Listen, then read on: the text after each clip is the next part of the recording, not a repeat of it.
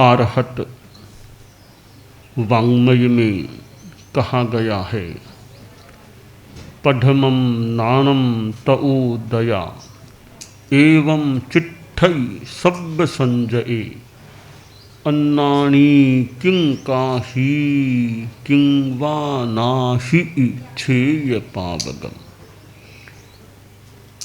ज्ञान और आचार ये दो चीजें हैं,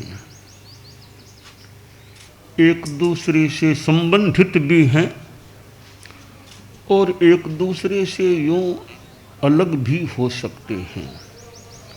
संबंधित तो इसलिए कहा जा सकता है कि पहले जानो फिर आचरण करो। अहिंसा क्या, ईमानदारी क्या, सेवा क्या, भक्ति क्या, धर्म क्या, इनको पहले जानो, जान लिया अब उनका आचरण करो। तो ज्ञान और आचार दोनों संबंधित हो गए। हम ज्ञान को इंजन मान लें तो आचार डिब्बों की तरह है। आगे ज्ञान है, पद्मम नाणं, पहले ज्ञान फिर आचार। बस रेलगाड़ी में इंजन फिर वो डिब्बे। आचार डिब्बों की तरह है, ज्ञान इंजन अगला भाग की तरह है जहाँ ड्राइवर चलाता है। तो ज्ञान हमें चलाने वाला हो सकता है, इसलिए ज्ञान पूर्वक आचार। पहले जानो फिर आचरण करो। अब रसोई बनाना है तो रसोई बनाना तो एक आचरण हो गया, प्रवृत्ति हो गई, एक्शन हो गया।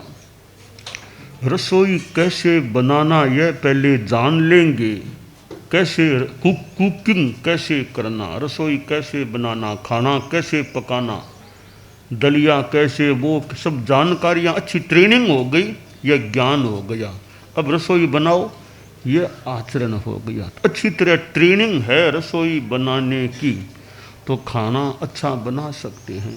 हमारे संत गोचरी जाते हैं, पहले ज्ञान कर लो, गोचरी कैसे करना, कैसे पूछताछ करना, कैसे लाना, किस पात्री में क्या चीज़ लेना, कौन से पात्री में फुलके लेना, कौन सी में साग, सारी जानकारी कर लो, ये विधि। अब जाओ गोचरी लेकर आओ। तो पहले ज्ञान फिर आचरण। यूँ ज्ञान और आचार एक दूसरे से संबंधित भी हैं, यूँ अलग भी है। जैसे बच्चे स्कूल में कॉलेज में पढ़ते हैं तो भूगोल, खगोल, मैथ्स, साइंस और भाषाओं में हिंदी, गुजराती, अंग्रेजी, संस्कृत, कई भाषाएं, यह सब शिक्षा ज्ञान हो गया। यह एक पार्ट है जीवन का, शिक्षा, एजुकेशन, ज्ञान। अब दूसरा पार्ट है भी, ऑनेस्टी रखो, नॉन वायलेंस, अहिंसा रखो, नशा मुक्ति रखो, ये आचरण की बातें हो गई। एक ज्ञान एक डिपार्टमेंट है, दूसरा डिपार्टमेंट आचरण। यूँ अलग अलग भी हो सकते हैं। तो ज्ञान पूर्वक आचार, जो आचरण करना है उसका ज्ञान, एक तो वह हो गया ज्ञान आचार, दूसरा एक एजुकेशन और करेक्टर, ये दो चीज़ें हो जाती है। हमारे जीवन में एजुकेशन का बड़ा महत्व है। Education is very important. शिक्षा बहुत महत्वपूर्ण है, but character is also important और may be more important. Character in life, जीवन में आचरण का भी बड़ा महत्व है। तो बच्चे, विद्यार्थी स्कूल में पढ़ते हैं, मैथ्स, भूगोल, खगोल, साइंस, कितने विषय पढ़ते होंगे, बहुत अच्छा ज्ञान हो सकता है। इसके साथ शिक्षा में यह संस्कारों की बात भी, ऑनेस्टी का ध्यान रखो, चोरी नहीं करना, दूसरों की चीज़ों को चुराने की वो फालतू वो काम ऐसे नहीं करना, झूठ बोलने से जितना संभव हो सके बचने का प्रयास करो, ईमानदारी का ध्यान रखो, ड्रिंकिंग है, ड्रग्स है, बीड़ी, सिगरेट आदि नशीली चीज़ों के सेवन से बचो। ये उनके करेक्टर का विषय हो सकता है। ओनली नॉलेज इज हाफ, को केवल ज्ञान है, ओनली नॉलेज, सिर्फ ज्ञान है, वो आधा हिस्सा मान ले। तो हाफ इज करेक्टर, आधा हिस्सा हम आचरण का। If both are there in students life then may be complete one. ज्ञान और आचार दोनों है तो पूरा एक हो सकता है, वरना आधा अधूरी चीज है। ज्ञान है आचार नहीं, आचार है ज्ञान नहीं, दोनों में कमियां हो सकती है। अब दोनों मिल जाएं तो परिपूर्णता। एक जंगल था, जंगल में एक कोई अंधा आदमी कोई उनको ले गया था, बेचारा फिर वहीं रह गया था। एक पंगु को भी कोई जंगल में छोड़ दिया, किसी कारण से रह गया वहाँ। दोनों वो आसपास यूँ कहीं पेड़ों में अपना स्थान सा बना लिया, पेड़ों के नीचे वहाँ रह जाते, जंगल में कुछ मिलता वो खा लेते। ऐसे ऐसे कुछ दिन निकाल रहे थे। अंधे में कमी थी कि उसे आंखों से सूझता नहीं था, दिखता नहीं था। पंगु में कमी थी कि चल नहीं सकता था। अपना काम चला रहे थे, एक दूसरे का सहयोग कर देते। एक बार जंगल में आग लग गई, दावानल। अब वो आग आती दिखाई दी तो पंगु बोला, रे भैया आग आ रही है निकट, यहाँ से हमें रवाना हो जाना चाहिए। अंधा बोला, साहब मुझे तो दिखता नहीं, किधर जाना मुझे तो पता नहीं चलता, आंखें ज्योति नहीं है आंखों में। पंगु बोला, मेरी यह समस्या, मुझे दिख रहा है कि इधर से आग आ रही है, इधर जाना चाहिए, तो मैं तो चल नहीं सकता। दोनों ने आपस में बात की, दोनों एक दूसरे के पूरक बन जाए, एक दूसरे के पूरक तो बचाव होगा। दोनों ने निर्णय किया कि पंगु आदमी अंधे के कंधों पर बैठ जाएगा, तो अंधा आदमी चलने का काम करेगा और पंगु बताता रहेगा, इधर चलो ऐसे चलो, बताता रहेगा। कि ठीक है। तो अब अंधे ने अपने कंधों पर उस पांगले पंगु युवक को, आदमी को बिठा लिया, पकड़ लिया कि बस मैंने तुमको पकड़ लिया है, तुम डरो मत, तुम मुझे रास्ता बताते रहो। तो पंगु ने हाथ में छोटी सी लकड़ी भी ले ली कर संकेत, इधर चलो, अब मुड़, अब इधर मुड़, अब आगे चल, बताता रहा। और वो अंधा थोड़ा दौड़ता, तेज चलता रहा। 1-1.5 किलोमीटर का जंगल का सारा क्षेत्र पार कर दिया। बस अब तो गांव की बस्ती निकट आ गई, अब आग वाला खतरा नहीं है। तो अंधा और पंगु दोनों बच गए। क्यों, कैसे बच गए, क्यों बचे? दोनों एक दूसरे के सहयोगी बन गए। अगर एक दूसरे का सहयोग नहीं करते तो हो सकता है शायद वो पंगु भी जल जाता और अंधा भी कहीं शायद इधर उधर नहीं जाता तो जल जाता। हमारे जीवन में यह सहयोग भी एक तत्व है, एक दूसरे का सहयोग कर देना। परस्परोपग्रहो जीवानाम। जैन ग्रंथों में, जैन धर्म के ग्रंथों में एक अच्छा ग्रंथ है तत्वार्थाधिगम सूत्रम, तत्वार्थ सूत्र आता है। उसमें आया है कि जीवों का परस्पर आलंबन होता है, एक दूसरे का सहयोग करें। एक समूह में रहते हैं, हमारे संत लोग हैं, एक ग्रुप में मान लो 5 संत हैं, तो एक दूसरे का सहयोग। कि कोई भिक्षा लेने के लिए चला गया, दूर इधर उधर घरों में भिक्षा ला रहा है, एक दूसरा मुनि भी पानी, जहाँ भी आसपास पानी लेकर आ रहा है, तो वो 5 के लिए एक साधु, एक मुनि जी भोजन लेकर आ रहे हैं, 5 के लिए एक साधु पानी लेकर आ रहे हैं। अब कोई मान लो एज्ड हैं, थोड़े वृद्ध हैं, तो कोई 2 संत एज्ड हैं, क्योंकि हमसे ज़्यादा चलना तो संभव नहीं है, हम लोग ठिकाने के अंदर का जो भी काम, तुम लोग भिक्षा और पानी लेके आ जाओ, रख दो, बाकी सारा काम संभालना हमारा। आहार परोसना, पानी को व्यवस्थित रखना, पात्रियाँ धोना, धड़ा करना, जगह साफ करना, लूना मंडलियाँ धोना, पात्रियाँ जोड़ी करना, सारा काम हम दोनों का।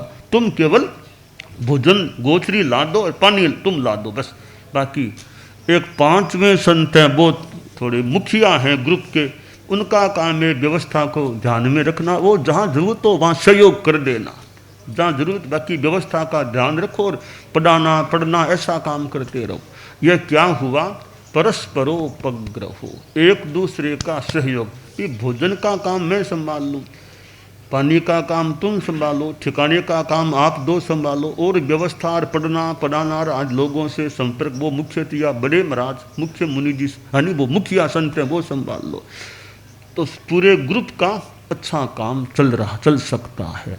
कोई कह दे नहीं सब अपना अपना ही पानी लाओ, अपना अपना भोजन लाओ, आहार लाओ, तो कितनों का समय सब जाना पड़ेगा, कितनों का टाइम लग जाए। यह है पारस्परिकता, एक दूसरे के सहयोगी बने। जिसके लिए जो काम लायक है, शरीर की स्थिति देख लो, द्रव्य क्षेत्र काल भाव को देख लो, फिर एक दूसरे का सहयोग करो। आपके घरों में मान लो कोई दादाजी वृद्ध हैं, वो न तो बाजार जा सकते, तो वो घर में बैठे हैं इतने वर्षों तक, कितनी वो भी बाजार गए थे, अब उम्र आ गई 85 के पार के हैं, वो घर में बैठे हैं। बाकी पोते हैं उनके बेटे, वो लोग बाजार में दुकान में मान लो काम करते हैं, बाजार से सामान लाते हैं, वो काम घर का वे लोग करते। दादाजी अपने बस कोई शिक्षा दे दो और कोई सार संभाल कर लो, कोई निर्देश दे दो। कई कई घरों में वो मुखिया की आज्ञा से काम होते हैं, मुखिया की आज्ञा। दादाजी वृद्ध हैं, उनको पूछे बिना कोई विशेष काम नहीं करना। दूसरे गांव जाना है तो दादाजी से पहले पूछो, दादाजी अनुमति दें तो बाहर जाना है। गांव से बाहर कहीं भी जाना तो दादाजी को पूछे बिना नहीं जाएंगे, दादाजी की आज्ञा लेंगे। बहुओं को भी पीहर जाना तो दादा ससुरो जी की आज्ञा है तो जाएं, वरना ये दादाजी का काम मुखिया आज्ञा देना संभाल, वो उनका काम हो गया। यह परस्परोपग्रहो जीवाना, एक दूसरे का सहयोग करना। विद्यार्थी बच्चे हैं, आपस में लड़ाई झगड़ा करें तो थोड़ी अशांति हो, लड़ाई झगड़ा नहीं करना, आपस में फालतू बातों के लिए झगड़ना नहीं, लड़ाई नहीं करना, किसी को मारना पीटना नहीं, शांति रखना, मैत्री रखना, एक दूसरे को तकलीफ देने का काम नहीं करना चाहिए, है ना। तो ये लड़ाई झगड़ा नहीं करना, तो बच्चों में यह संस्कार कि फालतू लड़ाई झगड़ा मार पीट करना वो नहीं करना। और बच्चों में यह भी संस्कार के भी चोरी नहीं करना। दूसरे बच्चे की चीज़ है कि वो तो है नहीं, उसके बस्ते में से वो पेंसिल निकाल लो, वो चोरी नहीं करना। दूसरे की चीज़ को निकालने का वो प्रयास चोरी के रूप में नहीं करना चाहिए। और गुटखा बीड़ी सिगरेट पान मसाला नशीली चीज़ें हैं, उनके हाथ नहीं लगाना, उनका सेवन नहीं करना। ये संस्कार करेक्टर की चीज़ हो गई। इधर ज्ञान है, इधर ज्ञान की संपत्ति, उधर ये आचार आचरण की संपत्ति, दोनों संपत्तियाँ विद्यार्थी में होती है। तो विद्यार्थी कितना संपन्न हो सकता है, कितना धना, एक प्रकार का ज्ञान भी धन है, आचरण भी धन है, धनाढ्य हो सकता है। और रुपया पैसा तो बाद की बात है, थोड़े पढ़ लिख करके मान लो कमाई करेंगे तो बाद की बात है। स्कूल में ज्ञान का धन, आचरणों के संस्कारों का धन यह मिल जाए तो संस्कारों की संपदा, इधर ज्ञान की संपदा, यह जीवन की बड़ी महत्वपूर्ण संपत्तियाँ चीज़ें होती हैं। तो ये स्कूल है, कितना अच्छा अवसर है। School days, in my school days, school के दिनों में ऐसे पढ़ता से तो बाद में याद करे, when I was in school, in my school days, मैं अपने स्कूल के दिनों में ऐसे करता, ऐसे हमारे गुरुजी ने ये बातें बताई थी। तो कई बार जिंदगी में वो स्कूल के दिनों की बातें उम्र आ जाने के बाद 60-50 तो भी याद आ, स्कूल में गुरुजी, वो गुरुजी ने यह शिक्षा दी, यह बात बताई, ऐसे हम पढ़ते थे। तो स्कूल के जो दिन हैं वो जीवन के लिए बड़े महत्वपूर्ण दिन हो सकते हैं। तो स्कूल डेज हैं, इनका बढ़िया उपयोग अगर होता है, ज्ञान और अच्छे संस्कार दोनों आ जाते हैं।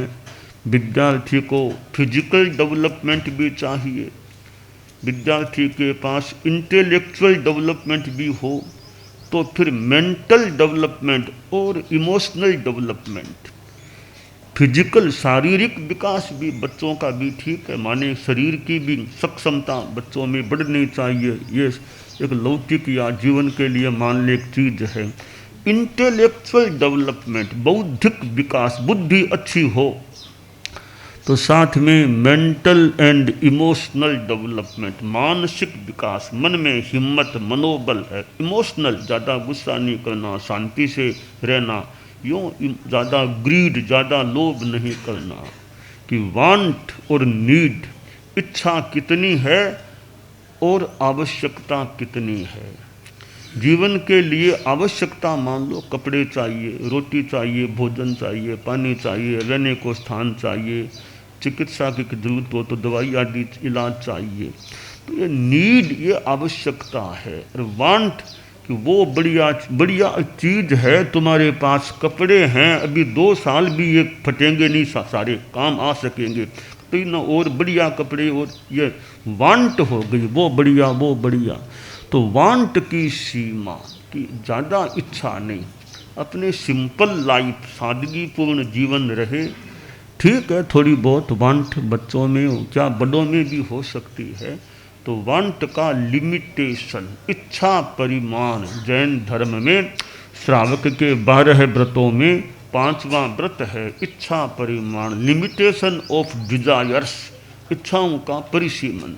7वां व्रत है भोगोपभोग परिमाण, limitation in food, in clothes, in these things limitation, भोगोपभोग परिमाण, यह भोग उपभोग का सीमाकरण और इच्छाओं का सीमाकरण। तो वांट और नीड, इसमें ध्यान दिया जाए, नीड, वास्तविक नीड कितनी है, मेरी लालसा इच्छा वो कितनी है। तो इच्छाओं पर लिमिटेशन की बात हो, और नीड की तो ठीक है, पूर्ति आदमी कर सकता है, पर ज़्यादा इच्छाएं न हो। तो विद्यार्थियों में ये संस्कार कि वांट एंड नीड, वांट ज़्यादा न हो, बाकी ज्ञान की भले वांट हो, अच्छा काम की भले वांट हो, ये भौतिक चीज़ों की बढ़िया कपड़े वो चीज़ें, वो बढ़िया आभूषण वो चीज़ें, इनकी ठीक एक सीमा, ज़्यादा वांट न हो। कपड़े बढ़िया भी पहन लिए, ठीक है, दिखने में अच्छे लगते हैं, कि बढ़िया कपड़े, क्योंकि आज शादी में जाना इसलिए बढ़िया कपड़े, कोई बात नहीं, शादी है, बढ़िया कपड़े पहने हैं, पर हम याद रखें बढ़िया कपड़ों का थोड़ा महत्व है, बढ़िया ज्ञान कितना, इसका ज़्यादा महत्व है। बच्चों ने कपड़े भले बढ़िया पहन लिए, ज्ञान बढ़िया नहीं है तो कोरे कपड़े बढ़िया कितने काम आएंगे। तो ज्ञान बढ़िया चाहिए। हम सिद्ध योगी आचार्य श्री महाप्रज्ञ से प्रेक्षा ध्यान का एक प्रयोग करें। आपको एक प्रयोग कराया जा रहे हैं श्वास प्रेक्षा का। 5 सेकंड में श्वास लेना है, 5 सेकंड भीतर रोकना है, और 5 सेकंड रेचन करना है, और 5 सेकंड बाहर रोकना है। इस प्रकार 20 सेकंड में एक श्वास। सावधान रहे, श्वास भरे, भीतर रोके, रेचन करे, बाहर रोके, श्वास भरे, भीतर रोके, रेचन करे, बाहर रोके, श्वास भरे, भीतर रोके, रेचन करे, बाहर रोके, श्वास भरे, भीतर रोके, रेचन करे, बाहर रोके, श्वास भरे,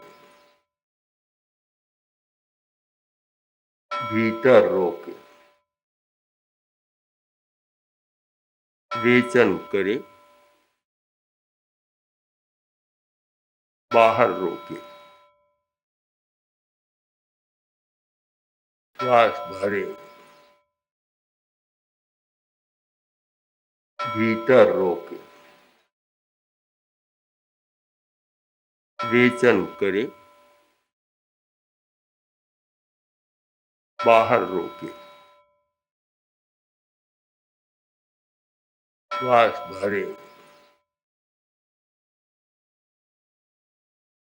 प्रयोग संपन्न।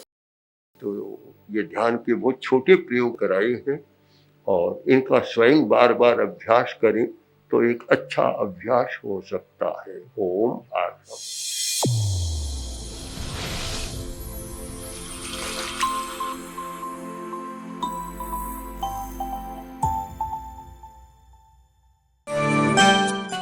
एकाग्रता, तन्मयता, अपने आप को मंगलमय अनुभव करते हुए नमो अरहंताणम, नमो सिद्धाणम, नमो आयरियाणम, नमो उवज्झायाणम, नमो लोए सब्बसाहूणम, एसो पंच नमोक्कारो सब्ब पावपणासनो मंगलाणं च सब्बेसिं पढ़मं हवइ मंगलम।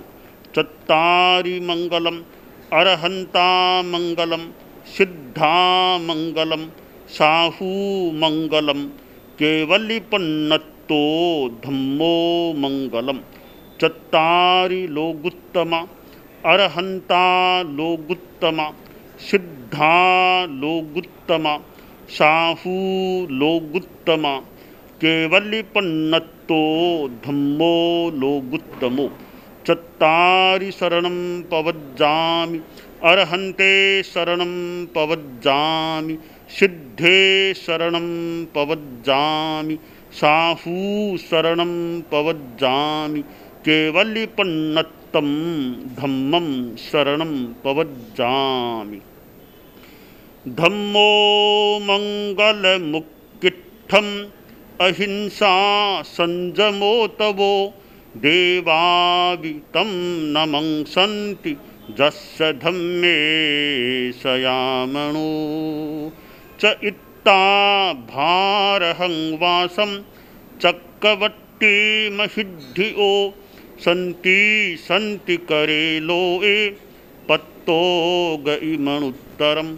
देव दानव गंधर्वा जख रक्षस किन्नरा बंभयारिं नमंसन्ति दुक्करं जे करन्ति तम्। मंगलं भगवान् वीरो मंगलं गौतमो गणी मंगलं स्थूलभद्राद्यः जैन धर्मोस्तु मंगलम। मंगलम मतिमान् भिक्षुः मंगलम भारमल्लकः मंगलम रायचन्द्राद्या मंगलम तुलसी गुरुः महाप्रज्ञोस्तु मंगलम। तेरा पंथोस्तु मंगलम। विघ्न हरण मंगल करण स्वामी भिक्षुनो नाम। गुण ओळख समरण किया सर अचिंत्या काम। विघ्न हरण मंगल करण स्वामी भिक्षुनो नाम। गुण ओळख समरण किया सर अचिंत्या काम, विघ्न हरण मंगल करण, स्वामी भिक्षुनो नाम, गुण ओळख समरण किया, सर अचिंत्या काम, सर अचिंत्या काम, सर अचिंत्या काम।